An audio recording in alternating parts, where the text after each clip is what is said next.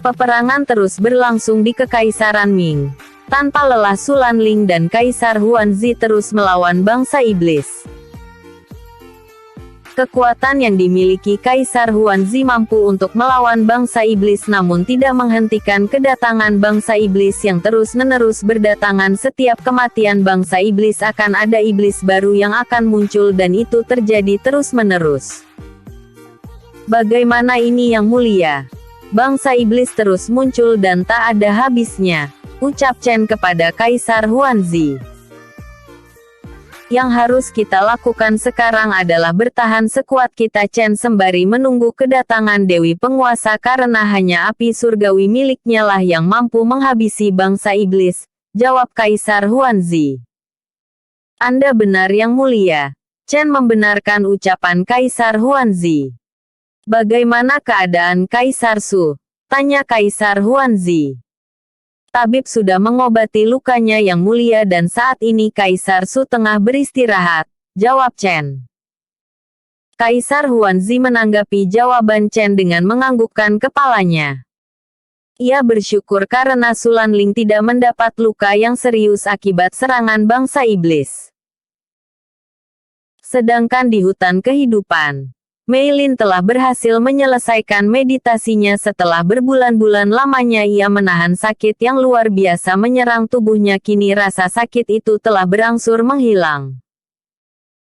Tepat hari ini sebuah suara menghentikan meditasi Mei Lin dan saat membuka matanya, Mei Lin melihat seekor harimau besar yang tubuhnya diselimuti api biru berada tepat di hadapannya.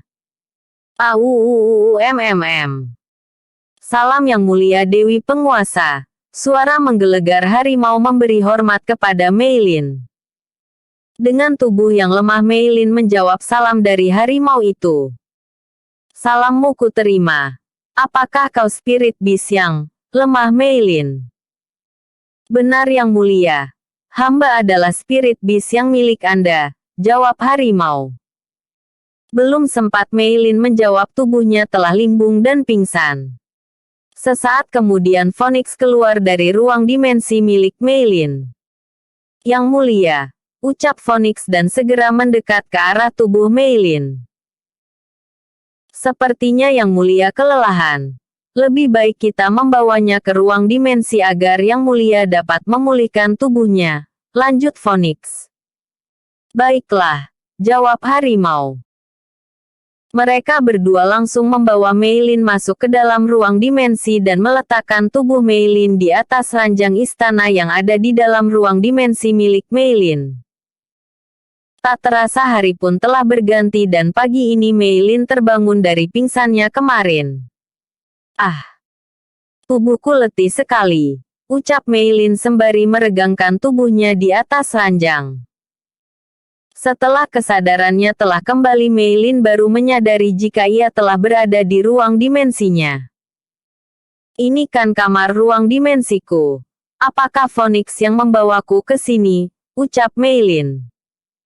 Mei Lin memutuskan untuk keluar dan mencari keberadaan Phoenix. Mei Lin berjalan menuju taman yang berada di ruang dimensinya dan didapati Phoenix yang sedang berbincang dengan seekor harimau yang sama besarnya dengan Phoenix. Phoenix, panggil Mei Lin. Merasa ada yang memanggilnya, Phoenix pun berbalik arah dan mendapati Mei Lin tengah berdiri di belakangnya. Salam yang mulia. Anda sudah sadar, ucap Phoenix memberi salam. Singkat Mei Lin kemudian menatap harimau yang berdiri di sisi Phoenix. Merasa mendapat tatapan dari Mei Lin, harimau itu langsung memberi salam. Salam yang mulia, ucap harimau.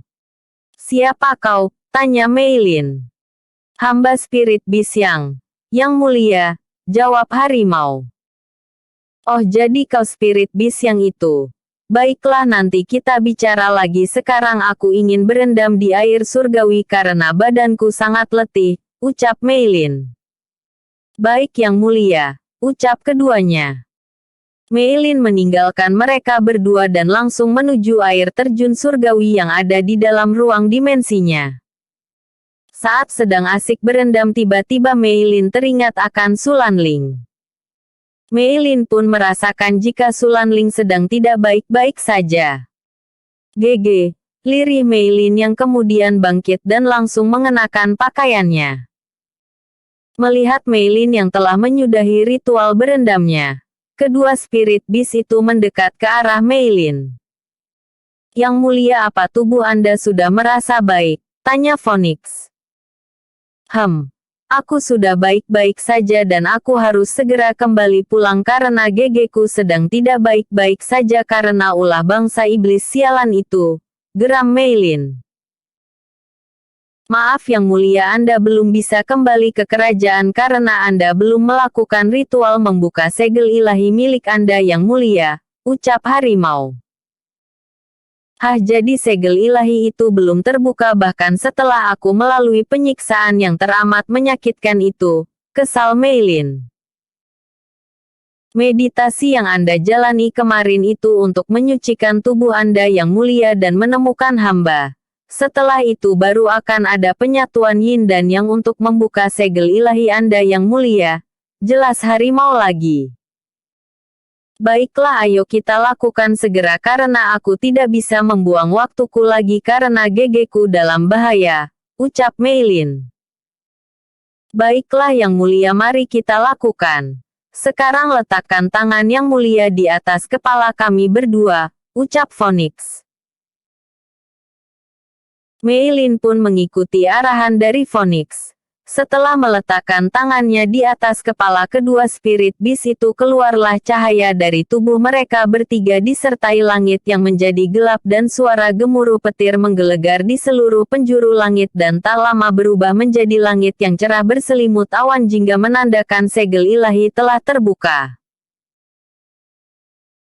Dengan terbukanya segel ilahi kini Mei Lin telah sempurna menjadi sang dewi penguasa. Ia bisa pergi ke alam atas maupun bawah kapanpun ia mau dan yang terpenting adalah kini kekuatan Mei Lin telah sempurna dan itu membuat Mei Lin semakin tak terkalahkan karena setelah kelahirannya kembali membuat Mei Lin menjadi dewi abadi yang tak akan pernah musnah. Hal itu telah menjadi takdir sang dewi penguasa saat dulu ia memutuskan mengorbankan dirinya untuk kelangsungan hidup semua makhluk. Saat itulah dia dianugerahi keabadian yang tak diketahui siapapun termasuk Raja Iblis. Seluruh penjuru dunia atas maupun bawah bergembira saat langit menandakan segel ilahi sang dewi penguasa telah terbuka. Itu tandanya sang dewi penguasa telah kembali seutuhnya. Segel ilahi telah terbuka, lirih Kaisar Huanzi sambil menatap langit. Sedangkan di kerajaan iblis, Raja Iblis kesal karena rencana yang ia lakukan ternyata tak mampu menggagalkan Mei Lin membuka segel ilahinya. Jangan lupa Sial. like dan Dia share telah kepada membuka teman segel Anda. ilahinya. Thank you very Kesal much. Raja Iblis sembari menatap langit yang baru saja menandakan segel ilahi telah terbuka. Berbeda hal dengan yang terjadi di ruang dimensi milik Mei Lin. Kedua spirit beast yin dan yang sangat terkejut dengan perubahan yang terjadi kepada Mei Lin karena setelah segel ilahi terbuka Mei Lin berubah menjadi lebih cantik dan anggun tapi tidak meninggalkan ketegasan di matanya dan ini sangat berbeda dari dewi penguasa yang terdahulu. Mereka berdua langsung bersujud memberi penghormatan kepada Mei Lin. Hormat kami kepada sang dewi penguasa dan selamat atas terbukanya segel ilahi Anda Yang Mulia, ucap keduanya. Terima kasih dan bangkitlah kalian berdua, jawab Mei Lin. Yang Mulia, kini Anda bisa kembali ke dunia atas dan memimpin kerajaan dunia atas kembali, ucap Phoenix. Tidak. Aku tidak akan kembali ke dunia atas untuk saat ini karena urusanku di dunia bawah belum selesai, tegas Mei Lin. Baiklah Yang Mulia. Kami mengerti, ucap keduanya. Sekarang aku harus segera kembali ke kerajaan Ming untuk menolong gegeku dan Phoenix siapkan pil yang surgawi untuk gegeku dan para prajurit yang terluka, ucap Mei Like Lin. dan share kepada teman Baik Anda. Yang Mulia, Thank you very jawab much. Phoenix. Saat Mei Lin akan pergi tiba-tiba harimau menghentikan kepergian Mei Lin karena ia merasa iri dengan Phoenix yang memiliki nama. Maaf Yang Mulia. Bolehkah hamba bertanya? Ucap harimau. Cepat katakan, aku tidak ada waktu lama. Jawab Meilin.